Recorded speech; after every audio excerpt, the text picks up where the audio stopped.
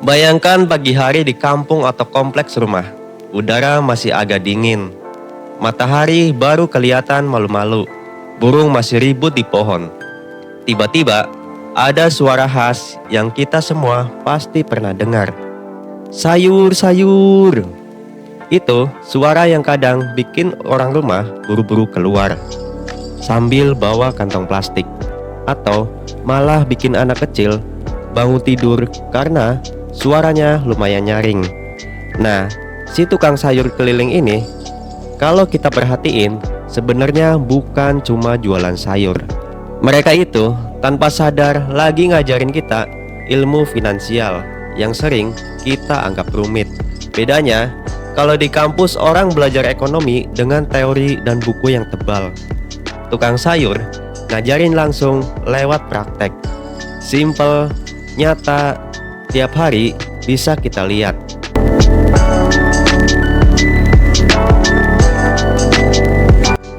Coba pikirin, tukang sayur itu subuh-subuh sekitar jam 3 atau 4 pagi udah ke pasar buat belanja. Dia keluar modal, bawa pulang dagangan, lalu jam 6 udah siap jualan. Hanya dalam beberapa jam, modal itu bisa balik lagi. Siang hari, sebagian besar dagangan ludes. Sore, mereka bisa pegang uang lebih banyak dari yang dibawa pagi. Itu namanya cash flow alias arus kas. Kalau kita gajian sebulan sekali lalu habis dalam seminggu, berarti cash flow kita bocor. Tukang sayur ngajarin uang itu jangan diem aja, harus muter cepat.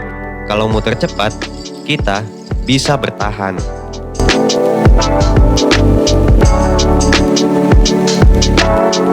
Sayur itu gampang busuk. Kalau nggak laku hari ini, besok bisa jelek, bahkan dibuang. Tukang sayur tahu, makanya mereka kejar perputaran. Sama kayak uang. Kalau kita simpan aja di bawah bantal, nilainya pelan-pelan turun dimakan inflasi. Harga barang naik, uang tetap segitu-gitu aja. Jadi, uang itu juga harus dijual cepat. Maksudnya, dipakai untuk hal-hal yang produktif. Entah itu investasi, usaha, atau minimal ditaruh di instrumen yang aman.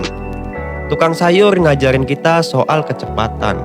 Kalau kelamaan nunggu, nilainya bisa turun.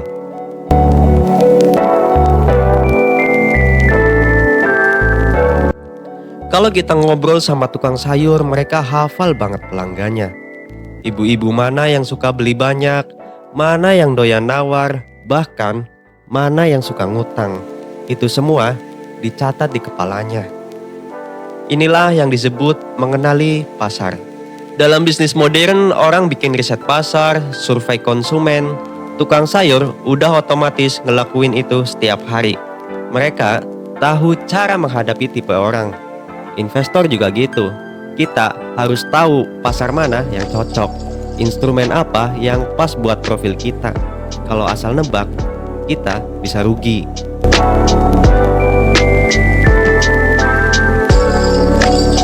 Kenapa mereka rela bangun jam 3 subuh? Karena tahu timing itu segalanya. Kalau telat ke pasar, sayur udah habis atau jelek. Kalau kesiangan jualan, pelanggan udah keburu belanja di tempat lain. Ini berlaku juga di keuangan. Kalau ada peluang investasi tapi kita kelamaan mikir, keburu orang lain yang masuk.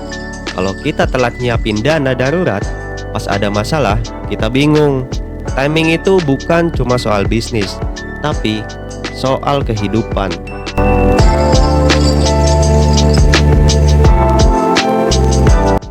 Kalau dipikir-pikir, kerja tukang sayur itu berat. Jalan jauh, teriak-teriak, kadang ditolak, kadang dibilang mahal, bahkan ada yang disuruh muter dulu. Tapi mereka tetap jalan, gak gampang nyerah. Itu sama kayak prinsip sukses dalam finansial. Gak semua usaha langsung berhasil. Kadang rugi, kadang gagal.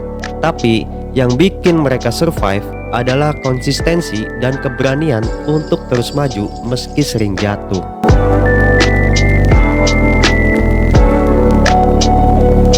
Tukang sayur nggak pernah mikir harus untung gede sekali jual. Mereka ambil margin kecil Tapi karena putarannya cepat dan konsisten, nilainya lumayan.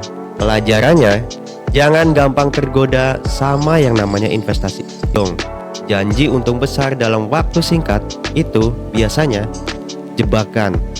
Lebih baik untung kecil tapi stabil.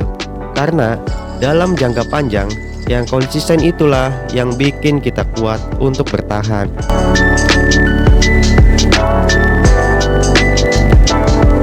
Kalau kita tarik ke dunia sekarang, pelajaran tukang sayur itu relevan banget.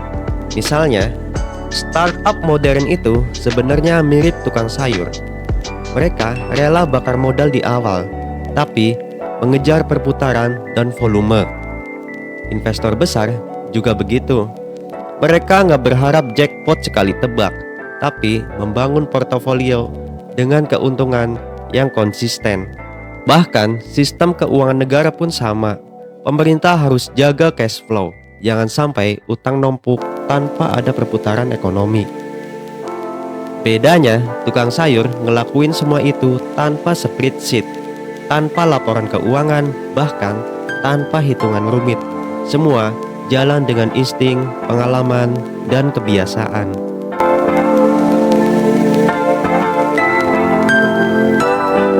Pertanyaannya sekarang, kita yang katanya lebih pintar, lulusan kuliah, kerja kantoran, gaji tiap bulan, apakah sudah secerdas tukang sayur dalam mengatur uang?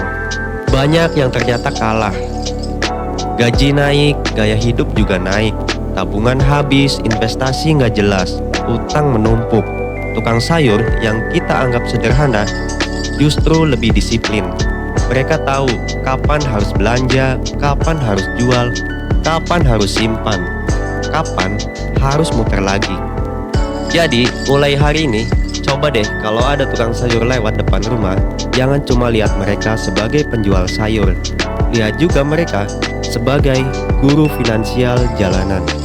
Mereka ngasih kita contoh nyata bahwa ekonomi itu bukan cuma soal teori rumit, tapi soal disiplin, konsistensi, dan keberanian.